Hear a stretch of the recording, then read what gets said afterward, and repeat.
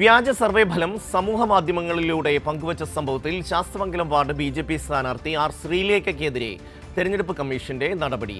Pre poll survey ഫലം പരസ്യപ്പെടുത്തിയ സംഭവം cyber പോലീസിൽ റിപ്പോർട്ട് ചെയ്തു. അതേസമയം സംഭവം വിവാദമായതോടെ ഫേസ്ബുക്ക് പോസ്റ്റ് ശ്രീലേഖ പിൻവലിച്ചു. കമലേഷ് ചേരുകയാണ്. കമലേഷ്, എന്തൊക്കെയാണ് വിശദാംശങ്ങൾ?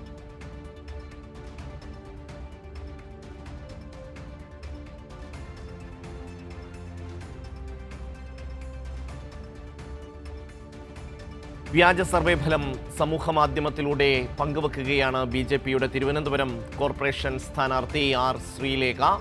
ഇവർക്കെതിരെ തെരഞ്ഞെടുപ്പ് കമ്മീഷൻ നടപടി തുടങ്ങി. പ്രീ പോൾ സർവേ ഫലം പരസ്യപ്പെടുത്തിയ സംഭവത്തിൽ സൈബർ പോലീസ്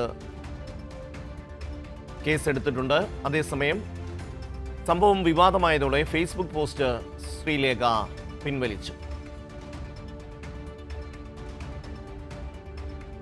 തിരുവനന്തപുരം കോർപ്പറേഷനിലെ വ്യാജ സർവേ ഫലമാണ് ആർ ശ്രീലേഖ ഫേസ്ബുക്ക് പോസ്റ്റിൽ കൂടി പ്രസിദ്ധീകരിച്ചത്.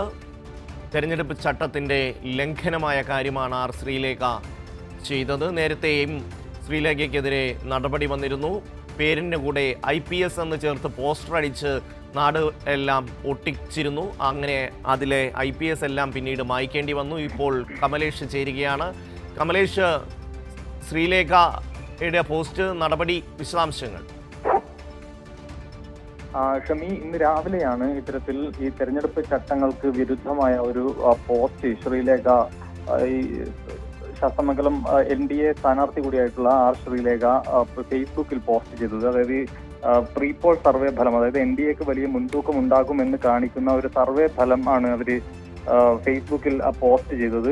പിന്നീട് ഇതിനെതിരെ വലിയ ആക്ഷേപങ്ങൾ ഉയർന്നു വന്നു, മാധ്യമ വാർത്തയായി. ഈ ഘട്ടത്തിൽ തന്നെ അവർ ഫേസ്ബുക്ക് പോസ്റ്റ് പിൻവലിക്കുകയും ചെയ്തു. അത് പോസ്റ്റ് മുക്കി എന്ന് തന്നെ നമുക്ക് പറയാം. പക്ഷേ ഈ വിഷയത്തിൽ ഉടനടി തന്നെ തെരഞ്ഞെടുപ്പ് കമ്മീഷൻ ഇടപെട്ടു. മാധ്യമ വാർത്തകളുടെ അടിസ്ഥാനത്തിൽ സൈബർ പോലീസിന് റിപ്പോർട്ട് നൽകി തെരഞ്ഞെടുപ്പ് കമ്മീഷൻ. അതിന്റെ അടിസ്ഥാനത്തിൽ സൈബർ പോലീസ് ഈ അക്കൗണ്ടുകളെല്ലാം പരിശോധിച്ചു വരികയായിരുന്നു.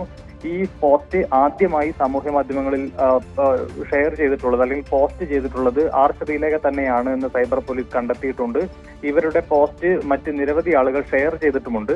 ഈ നിലവിൽ ഇപ്പോൾ സൈബർ പോലീസ് ഈ ഷെയർ ചെയ്ത ആളുകളുടെ എല്ലാം പോസ്റ്റുകളെല്ലാം നീക്കം ചെയ്തുകൊണ്ടിരിക്കുന്ന ഒരു ജോലിയാണ് ഇപ്പോൾ പുരോഗമിക്കുന്നത്. ഏതായാലും ഈ വിഷയത്തിൽ ഇതിന് ശേഷം എന്താണ് സംഭവിച്ചതെന്ന് സംബന്ധിച്ച് വിശദമായ റിപ്പോർട്ട് തെരഞ്ഞെടുപ്പ് കമ്മീഷൻ ആവശ്യപ്പെട്ടിട്ടുണ്ട്. ആ റിപ്പോർട്ട് ലഭിച്ചതിന് ശേഷം മറ്റ് നടപടികളിലേക്ക് കമ്മീഷൻ കടക്കും എന്നാണ് ഇപ്പോൾ വ്യക്തമാക്കിയിട്ടുള്ളത്. ഷമി.